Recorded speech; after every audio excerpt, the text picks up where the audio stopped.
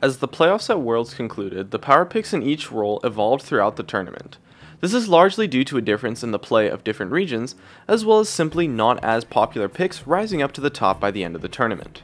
As we go through the top 5 overpowered champions at Worlds this time around, keep in mind that this is for the playoff stage of Worlds, as well as of course we didn't factor in heavily banned champions as well. And as always, there's going to be one champion for each role. Starting with the top lane, we have Ryze.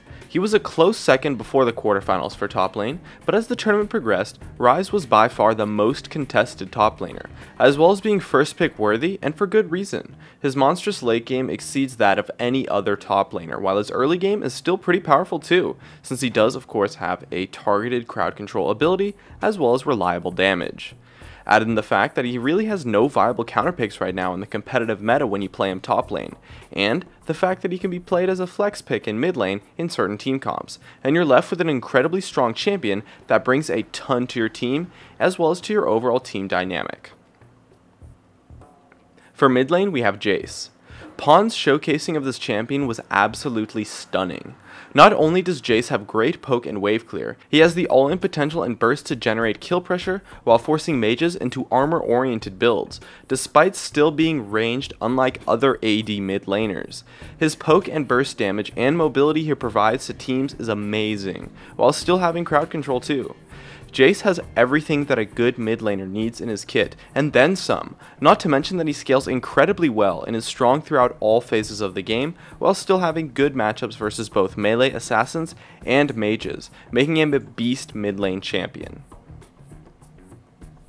For jungle, we have Rengar. Rengar did not see too much play earlier in the tournament due to heavy bans, but Dandy really showcased just how dominant this jungler can be. He's pretty much the only powerful jungler in the game that's left that has stealth ganks, and in addition, he has pretty decent crowd control, decent clear speed, and of course, amazing damage.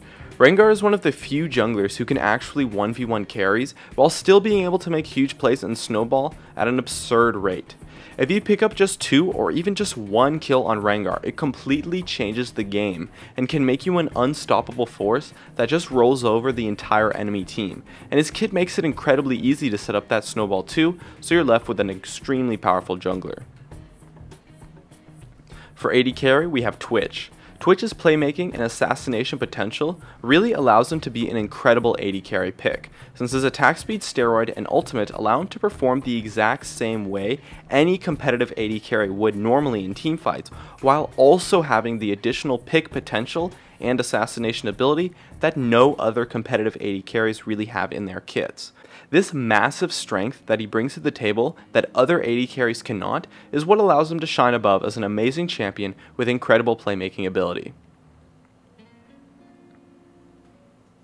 And lastly, for support, we really just have a tie between Janna and Thresh, who were pretty much the only supports played consistently throughout the tournament. Since we did Thresh last time, let's talk about Janna.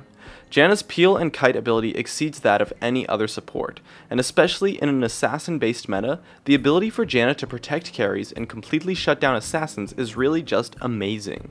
She counters a ton of mid laners, top laners, and junglers, all while still having a decent laning phase and giving incredible utility through move speed and ultimate plays. She can even go for aggressive ultimates to catch opponents out by getting behind them and then ulting them backwards. She just does the job that a support needs to do so well, and more, leaving her to be a great support champion in the current meta right now.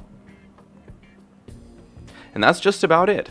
Worlds was pretty great this year. It was a bunch of awesome games, and here's hoping that we head into Season 5, it's going to be just as good. My name is Jeremy, and that's it for my video on the overpowered champions at Worlds post-group stage. Be sure to stay connected at facebook.com/gamingcurios, drop a like, share this video, and make sure to subscribe for some more awesome content in the future. And as always, thank you so much for watching, and I'll see you guys next time.